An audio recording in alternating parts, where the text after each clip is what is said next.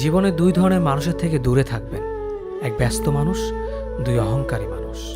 কারণ ব্যস্ত মানুষেরা নিজের ইচ্ছে ছাড়া কথা বলে না, আর অহংকারী মানুষেরা নিজের স্বার্থ ছাড়া পাশে থাকে না। কিছু কিছু সম্পর্ক শেষ হয়েও হয় না। একজন হয়তো অনেক বদলে যায়, কিন্তু অন্যজন সে সম্পর্কের বোঝাটা বয়ে বেড়ায় সারা জীবন। যে তোমাকে ভালোবাসে তাকে কখনো ঘৃণা করবে না, যে তোমাকে বিশ্বাস করে তাকে কোনোদিনও ধোঁকা দিও না। সব সহ্য করা যায়, কিন্তু প্রিয় মানুষের অবহেলা সহ্য করা যায় না।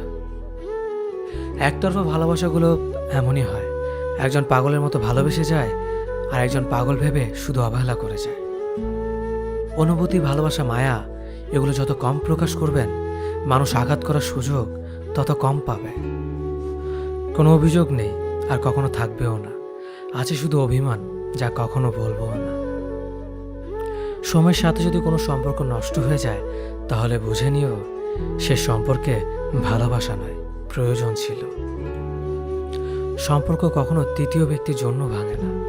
সম্পর্ক ভাঙে তার জন্য যে তৃতীয় ব্যক্তিকে প্রশ্রয় দিয়েছে।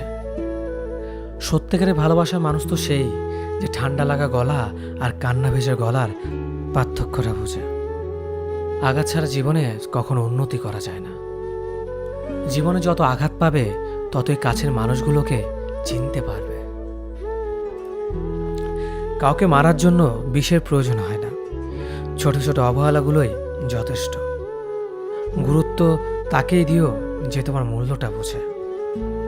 ঠাট্টা ছলে যে তোমাকে মানুষের সামনে অপমান